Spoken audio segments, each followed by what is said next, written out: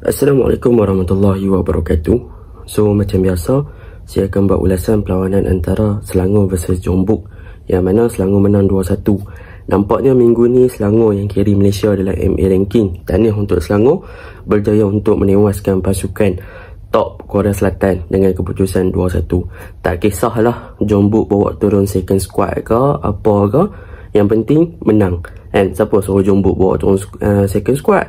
And nasib lah. Bola sepak, kemenangan is the important thing. Jadi untuk Selangor, selepas menang lawan dengan Jeonbuk ni, kena pastikan next game lawan dengan JT konsisten pula. Sebab last game lawan dengan PDRM seri. So lawan dengan Jeonbuk boleh main lawa, kena buktikan lawan dengan tim-tim di Malaysia pun boleh main dengan lawa, sama ada bertahan ataupun menyerang lah. Yang paling penting konsisten. Tak nak lah hanya one good game punya performance sahaja. Jadi tanpa membuang masa, mari kita masuk dalam ulasan perlawanan. Untuk ulasan perlawanan kali ini, saya akan mulakan dengan pasukan Selangor. Apakah perkara yang kita boleh highlightkan dan juga apa perkara yang positif yang ditunjukkan oleh pasukan Selangor pada perlawanan ini.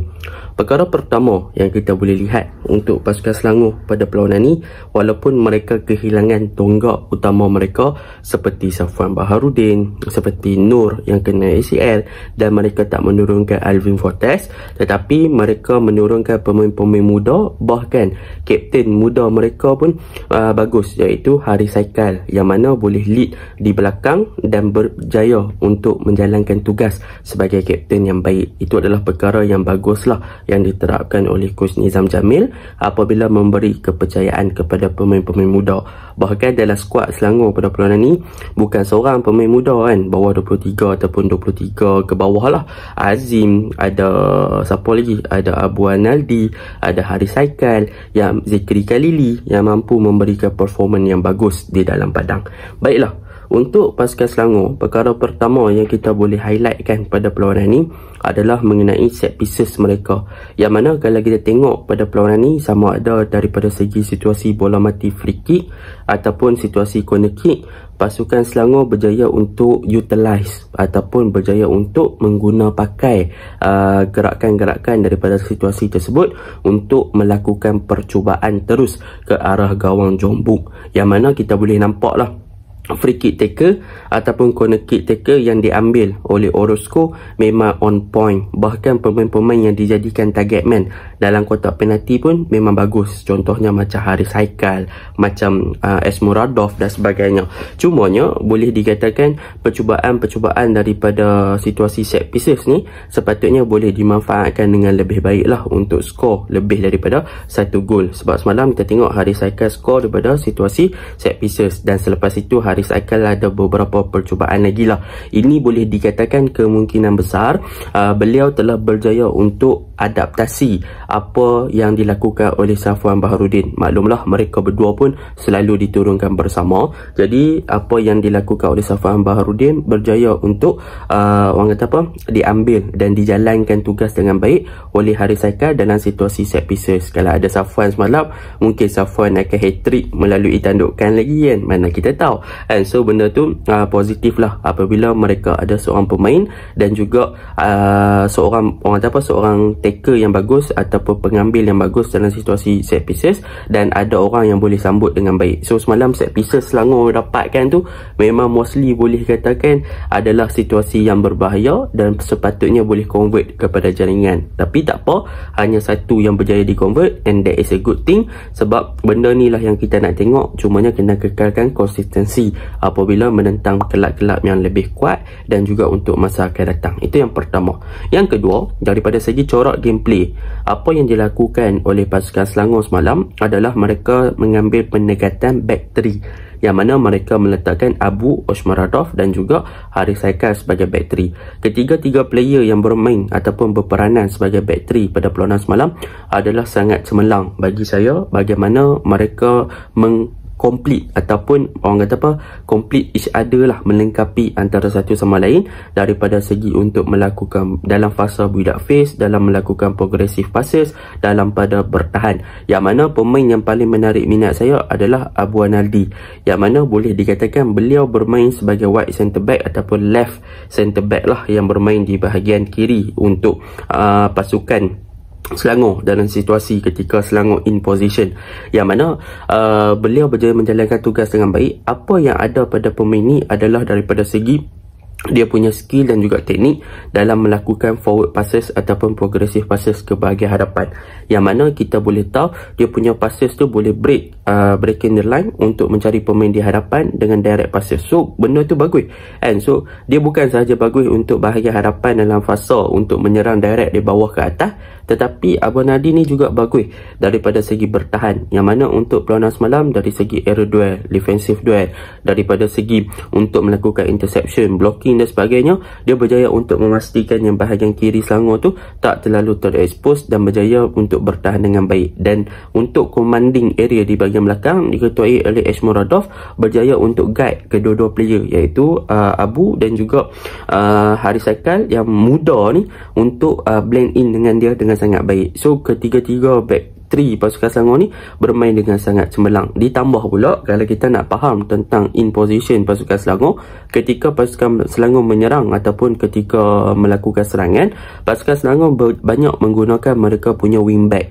untuk covering attacking side dan juga untuk covering ketika defend. So boleh dikatakan semalam memang Zikri Khalili di bahagian kiri dan juga Quentin Cheng di bahagian kanan banyak diguna pakai untuk turun naik and so benda tu adalah benda yang bagus, yang mana Quentin dan juga Zikri Khalili berjaya melaksanakan tugas tersebut dengan sangat baik pada perlawanan semalam untuk covering the wide area. Daripada segi untuk naik, Quentin Cheng semalam perform attacking wise memang bagus lah. Dia boleh cross, dia boleh bantu attacking, and dia berapa banyak dia crosses, low cross dan sebagainya, lay off pun bagus lah. Lepas tu dia covering dia back untuk track back dan lakukan defensive duty pun sangat-sangat cemerlang. Itu yang saya suka lah tentang Quentin Cheng. Dan Zikri Khalili pun sama. So semalam back 5 Selangor memang sangat compact, sangat bagus. So benda tu positive side untuk pasukan Selangor lah, and even untuk pasukan Jombuk nak serang melalui tengah pun tak boleh. Tapi ini ada sebab dia. Kenapa pasukan Jombuk tak boleh nak serang melalui tengah? Sebab dalam OOP ataupun out of position, pasukan Selangor lebih bertahan dalam formation 5-4-1. So bermaksud mereka compact in that middle area, middle third punya kawasan, dan mereka push untuk Jombuk attack menggunakan wide area dan juga bermain dengan lebih direct, ataupun kalau tak boleh nak penetrate ataupun tak boleh pergi advance lebih ke hadapan, maka Jombuk akan lebih ke bahagian belakang. Jadi 4 midfield ni sebenarnya pasukan orang kata apa, pasukan Selangor menggunakan 2 DM iaitu Nicholas Jambo dan juga Noah Liner. Cumanya untuk Nicholas Jambo bagi saya in term of defensive duty not bad, tapi dia bukan capai tahap yang macam orang kata apa atas sangat lah, tak lah, tapi dia average. Cumanya dia boleh bertahan dengan baik dan dia memberi ruang kepada Noah Liner untuk naik lebih tinggi. Untuk game ni supposedly kalau kita tengok, selain daripada assist Noah Liner yang naik lebih tinggi untuk advance as a DM untuk naik ke tinggi, passing kepada Ali Olwan tu, dia ada juga a few passes dan juga a few positioning yang dia advance lebih tinggi untuk membantu bahagian hadapan. Jadi dengan kehadiran ataupun bermain dalam orang kata apa double pivot, yang mana seorang player yang lebih more to stay at the back yang berada di belakang seperti Nicholas Jambo, membolehkan Noah Line untuk naik lebih tinggi. Tapi benda tu tak pelik sebab kemungkinan bagi saya waktu di Finland dulu, Noah Line adalah seorang attacking midfielder. So supposedly dia punya attacking minded dan juga dia punya skill as a number 10 tu dia ada. Tu dia boleh progress ke hadapan, advance ke hadapan dengan baik. Dia boleh buat progressive passes yang baik, penetration passes dan sebagainya. So benda tu positif. And cumanya kekurangan masih ada lagi di Nicholas Jambo, yang mana kalau tengok daripada segi language, body position dan sebagainya, Nicholas Jambo adalah seorang player yang cannot use ataupun tak boleh nak guna dia punya right footed betul-betul kan. Dia memang depends on left footed. Bermaksud dia kaki kiri, dia memang depend untuk kaki kiri nak buat pasir dan sebagainya. Even dia punya position body dia tu kena guna right foot, tapi dia still guna left foot. So benda tu agak mengecewakan lah. So kan mungkin dia boleh improve that part. Tapi daripada segi compactnya bahagian tengah, mereka telah berjaya push untuk Jeonbuk untuk lebih fokus kepada wide area, attack lebih direct dan juga bermain dengan long ball. Tu sebab kita tengok Jeonbuk seakan-akan sukar untuk penetrate bahagian tengah, sebab pasukan Selangor bermain dengan sangat baik untuk compact bahagian tengah dan mereka tak terlalu eager untuk melakukan pressing waktu pasukan Jeonbuk pegang bola. Bahkan pasukan Jeonbuk cuba trigger untuk pasukan Selangor keluar daripada kawasan mereka dan melakukan early press, tapi pasukan Selangor sangat berdisiplin untuk tak melakukan pressing. Bahkan mereka stay compact dan push untuk pasukan Jeonbuk yang naik ke atas masuk ke ruang mereka, tetapi tak boleh nak utilize the middle third punya area sangat, kena bermain dengan out wide. So that is a good thing lah. Untuk position Selangor ketika bertahan, mereka lebih kepada 5-4-1. Ketika menyerang, mereka lebih kepada 5-2-3, iaitu Orozco pun akan naik ke atas. So bagi saya Orozco game ni bagus. Ali Olwan memang bagus gila diguna dalam kawasan ataupun di kawasan final third lah, terutamanya daripada segi counter attack. Ali Olwan semalam sayang mat, patutnya dia boleh score satu yang keeper tepis tu, dan tapi tak apalah, dia berjaya score balik lepas tu. Tapi dia punya positioning, dia punya larian untuk receive the ball tu kan, attack the empty space untuk between the defender pasukan lawan memang sangat-sangat cemerlang.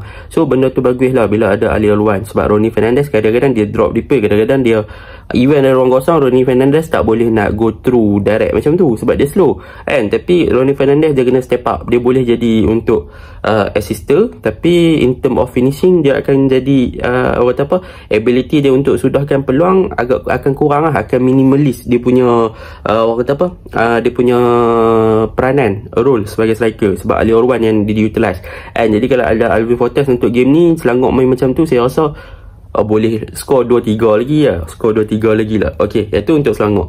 Untuk Jeonbuk, sebenarnya kalau kita tengok mereka punya pressing lebih ber 4-2-4. Mereka punya attacking style ataupun mereka punya out of position kadang-kadang 4-2-4, kadang-kadang 4-4-2 kan. So tapi mereka punya in position memang guna back 3 dan mereka akan attack melalui bahagian wide area lah kan, sebab mereka tahu mereka tak boleh penetrate bahagian tengah, mereka lebih compact di bahagian tengah untuk pasukan Selangor.